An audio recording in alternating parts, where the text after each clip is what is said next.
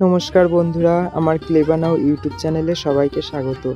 বন্ধুরা, আমি আগের ভিডিওতে সরস্বতী ঠাকুর কিভাবে তৈরি করলাম সেই ভিডিও দেখিয়েছি, আর এই ভিডিওতে ঠাকুর দেখাবো কিভাবে দোমাটি করতে হয়। আর আমি আগের ভিডিওতে কিভাবে তুষ মাটি বানিয়ে ঠাকুর বানালাম সেই ভিডিও দেখিয়েছি। তোমরা সেই ভিডিওর ডেসক্রিপশানে পেয়ে যাবে বা আই বাটনে পেয়ে যাবে, তাছাড়া আমার চ্যানেলেও পেয়ে যাবে। বন্ধুরা দেখো, সবার আগে আমি ঠাকুরটিকে একটু তুলির সাহায্যে জল দিয়ে ভিজিয়ে নিয়েছি। আর আজকে আমি সিম্পল এঁটেল মাটি নিয়েছি, যেটিকে আঠা মাটি বলা হয়। আর আমি এই আঠা মাটিতেই তুষ মিশিয়ে এই ঠাকুরটি তৈরি করেছিলাম। আজকে এই আঠা মাটিটি একটু জল দিয়ে নরম নরম করে তারপরে আঙুলের সাহায্যে ভালোভাবে বডিতে লাগিয়ে দিচ্ছি, কারণ এখানে হচ্ছে তুষ মাটি দিয়ে আমার ঠাকুরটা বানানো। এর জন্য সারা বডিতে ঠাকুরের তুষটা ফুটে ফুটে উঠেছে। এর জন্য আঠা মাটি দিয়ে, বা তোমরা যদি পারো বেলে মাটি দিয়েও করতে পারো। বেলে মাটি বা আঠা মাটি দিয়ে পুরো বডিটাকে ঢেকে দিতে হবে। আমি দেখো আঙুল দিয়ে কিভাবে ঢেকে দিচ্ছি। আর বন্ধুরা, ভিডিওতে একটি লাইক করে দিও, কমেন্ট করো তোমরা কে কোথা থেকে ভিডিও দেখছো, তোমাদের কেমন লাগলো। আর ভিডিওটি বন্ধুদের মাঝে শেয়ার করো। আর যারা আমার চ্যানেলে নতুন এখনও, তারা চ্যানেলটি সাবস্ক্রাইব করে আমার পাশে থাকো। আর এই ধরনের ভিডিও পেতে আমার চ্যানেলটি সাবস্ক্রাইব করে দিও। তাহলে বন্ধুরা, তোমরা দেখতে থাকো। দেখো, আমি মাঝে মাঝে মাটি দিচ্ছি আর টুলসের সাহায্যে আমি সঠিকভাবে মাটিটিকে বসিয়ে দিচ্ছি, কেন সব জায়গায় আঙুল যায় না। ওর জন্য টুলসের সাহায্যে তোমরা এইভাবে করতে পারবে। টুলস তোমরা বাড়িতে সহজেই বানিয়ে নিতে পারবে। বাঁশের যে কঞ্চিগুলো হয় সেইগুলো চেঁচে তোমরা করে নিতে পারবে, বা বড়দের দিয়েও করে নিতে পারবে। আর সরস্বতী ঠাকুরের আরেকটি ভিডিও আছে আমার চ্যানেলে আপলোড করা, সেটিও পার্ট বাই পার্ট রয়েছে। তোমরা আমার চ্যানেলে গিয়ে ভিডিওগুলো দেখে নাও, তাহলে তোমরা আরও আইডিয়া পেয়ে যাবে। আমার অন্যান্য ভিডিওগুলো দেখো। অনেক সময় হয় তোমরা বলতে পারো যে আমি একটি সরস্বতী ঠাকুর বানাবো, আমার সেই ভিডিওই চাই, কিন্তু সেটা একদমই ভুল। যে কোনো একটি মূর্তি বানানো দেখতে পারলে তোমার ভেতর থেকেই, মন থেকেই আইডিয়া চলে আসবে যে আমি যে মূর্তিটি তৈরি করতে চাই সেটি কিভাবে তৈরি করা যেতে পারে, কিভাবে তৈরি করব। এর জন্য তোমরা সব ধরনেরই ভিডিও দেখো। আমার চ্যানেলে আরও নানা রকম ঠাকুর বানানো ভিডিও আছে, সেগুলো দেখো, তোমরা অনেক রকম আইডিয়া পেয়ে যাবে। দেখো, প্রতিদিন কাজ করতে গিয়ে আমি আগে যেইভাবে কাজ করতাম, আমি এখন যেইভাবে করছি, কিছু ডিফারেন্স থাকে। কেন, প্রতিদিন আমরা যেমন আমাদের বাড়িতে মা বোনেরা রান্না বান্না করে, তারা প্রতিদিনই রান্নায় এক নতুন স্বাদ এনে দেয়। কেন, রান্না যত করতে থাকে তত নানা রকম স্বাদ আসে। এর জন্য যত তুমি নানা রকম ভিডিও দেখবে, কাজ শিখবে, তুমি তত ভালো করে পারবে। আর এখানে আমি সরস্বতী ঠাকুরের যে মুখটি বসিয়েছি, এই মুখের ভিডিও আমার চ্যানেলে দেয়া আছে। আমি ভিডিওর ডেসক্রিপশানে দিয়ে রাখবো, বা আই বাটনেও পেয়ে যাবে, আর আমার চ্যানেলেও পেয়ে যাবে। তোমরা সেই মুখ বানানো ভিডিও দেখে নিতে পারো কিভাবে আমি মুখটি বানিয়েছি। এই মুখ বানাতে অনেকটা সময় লাগে, তোমরা বেশি সময় হাতে নিয়ে তারপরে মুখ বানাতে বসবে।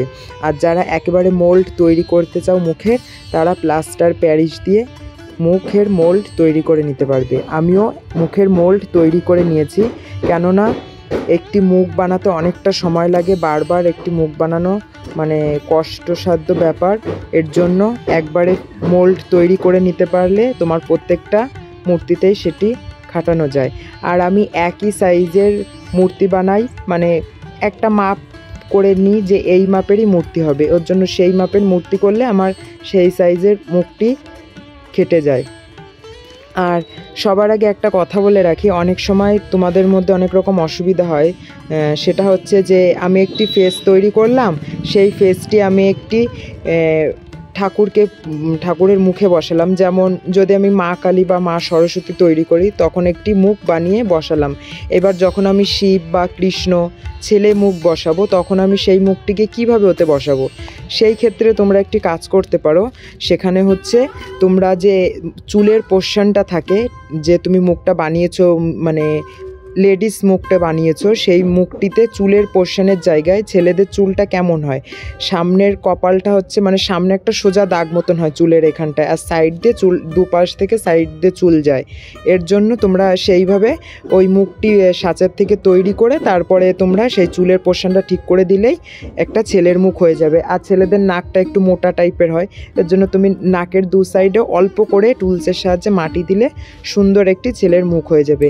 আর গালের সাইডটাতেও একটু মাটি দিতে পারো। যদি তোমার ফেসটা একটু গোল টাইপের বা ইউ আকৃতির হয় তাহলে তুমি সাইড দিয়ে একটু মাটি দিয়ে মানে লম্বা আকৃতির করে নিতে পারো যাতে ছেলে বলে মনে হয়।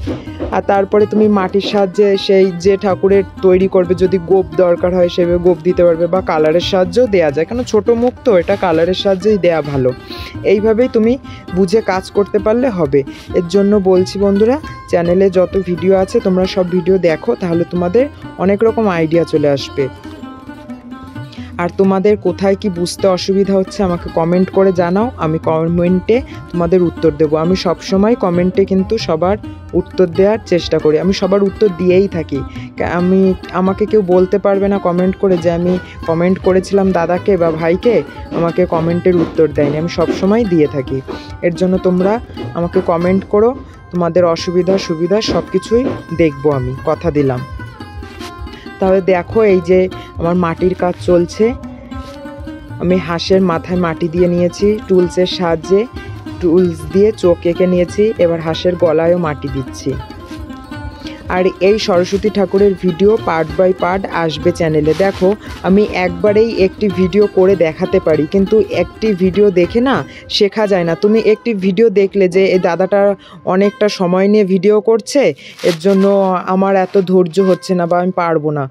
আবার অন্য কোনো চ্যানেলের ভিডিও দেখলে তুমি যে এই দাদাটার এই লোকটা চ্যানেলের ভিডিও হচ্ছে মানে একবারই টোটালটা পুরো কমপ্লিট করে দেখাচ্ছে, সেক্ষেত্রে কি হয় জানো, সেক্ষেত্রে হচ্ছে তুমি মানে আমার দেখতে ভালো লাগছে, আমার দেখে মানে উৎসাহ বাড়ছে, কিন্তু আমি যখন করতে যাব না তখন আমার প্রচুর ভুল হয়ে যাবে, তখন আমি মানে হিমশিম খেয়ে যাব।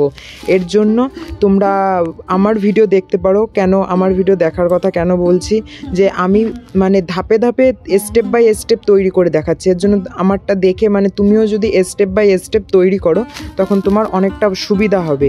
এর জন্যই আমি বলি যে কোনো জিনিস মানে অল্প অল্প করেই করা ভালো, একচোটে করতে গেলে না তখন অনেকটা অসুবিধা হয়ে যায়।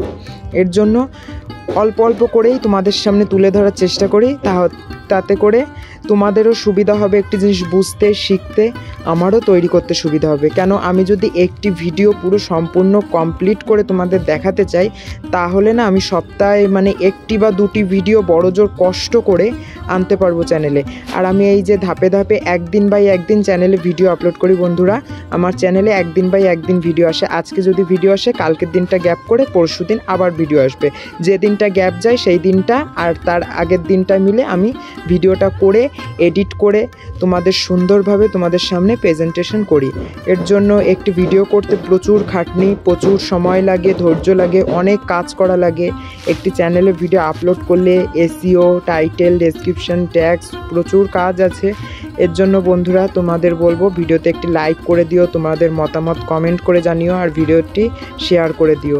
আর এই ধরনের ভিডিও পেতে আমার চ্যানেলটি সাবস্ক্রাইব করে আমার পাশে থেকো। আর যারা আমার চ্যানেলে নতুন তারাও আমার চ্যানেলটি সাবস্ক্রাইব করে আমার ভিডিও দেখো, ভালো লাগলে কমেন্ট করে জানাও, লাইক করো আর আমার পাশে থাকো।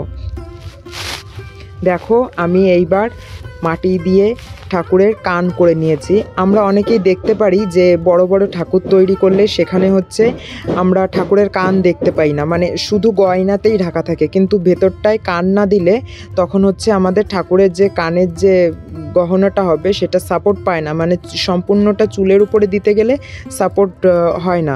এর জন্য পেছনে যদি কানের যে ব্যাকগ্রাউন্ডটা এটা যদি বডি পোস্টারটা থাকে তখন ভালো হয় জিনিসটা বসাতে। তারপরে মাথায় যে মুকুটটা দিই তখনও এরকম একটা এই যে মুকুটের মতন যে রাউন্ড টেনে দিয়েছি মাটি দিয়ে, ওইটার ক্ষেত্রেও ভালো হয়, তখন হচ্ছে আঠা দিয়ে মুকুটটা সেট করা যায়। এবার অনেক সময় না তুমি মাটির গয়নাও তৈরি করে দিতে পারো। আমি ভাবছি যে এই ঠাকুরটিতে মাটির গয়না দেবো কি দেবো না, দেখি নেক্সট কোনো ভিডিওতে মাটির গয়না দিয়ে সম্পূর্ণ ঠাকুর তৈরি করে দেখাবো। আর আমি এখানে দুটি তুলি ব্যবহার করেছি, একটি হচ্ছে সফট তুলি চ্যাপটা, এই যে নীল তুলিটি দেখছো আমি ক্লিন করলাম, আর একটা তুলি হচ্ছে লম্বা তুলি মোটা টাইপের সেই তুলি, দুটো তুলি। এই চ্যাপটা যে তুলিটি, এই তুলিটি হচ্ছে মানে কাজ করতে না খুব সুবিধা হয়, মানে অনেক জায়গায় আমাদের হাতটা পৌঁছায় না, আঙুলগুলো ঢোকে না জিনিসটাতে, তখন হচ্ছে এই চ্যাপটা তুলি দিয়ে চেপে চেপে বেশ মানে ক্লিন করে নিয়ে আসে। আর যেটা লম্বা টাইপের তুলি হয় সেই তুলিটার ক্ষেত্রে হচ্ছে আমি মানে ওটা লম্বা টাইপের হয়তো মানে নড়ে যায়, ওর জন্য ওটা দিয়ে হচ্ছে বড় বড় জায়গায় মানে নিট অ্যান্ড ক্লিন করার জন্য, আর এইটা হচ্ছে মানে পুরোটা ক্লিন করার জন্য। এইভাবেই আমি সব জিনিস ব্যবহার করে থাকি। আর এই যে আমি বিনায় জল লাগিয়ে নিয়েছি, এবার সেই একই আঠামাটি দিয়ে আমি বিনাটার এই ওপরের যে পাশটা আছে এই পাশটা আজকে ক্লিন করে নিচ্ছি, আর পেছনের যে পাশটা বা সাইডেরগুলো সেটা হচ্ছে এই পাশটা যখন শুকিয়ে যাবে বিনার সামনের পাশটা, তখন আমি ওটা মাটি দিয়ে ক্লিন করে নেব। আর বিনার উপরে যত ডিজাইন হবে সব কিছুই আমি পরে রং দিয়ে সুন্দর করে তুলে দেব। আর বলো তো বন্ধুরা, এই সরস্বতী ঠাকুরটিকে হলুদ শাড়ি না সাদা শাড়ি পরালে বেশি ভালো লাগে? কমেন্ট করে জানাও, আমি কমেন্টের অপেক্ষায় থাকবো, তাহলে দেখি সেই শাড়ি পরানোর চেষ্টা করব। তা দেখো এই যে মাকে আমি বিনা দিয়ে দিলাম, আর নেক্সট ভিডিওতে আমি এখানে হচ্ছে মায়ের আঙুল সেট করে দেখাবো, আর কেমন লাগলো তোমরা কমেন্ট করে জানিও। আর সবাইকে হ্যাপি নিউ ইয়ার। তোমরা কিছু আমার কাজ দেখে শেখো, ভালো থেকো।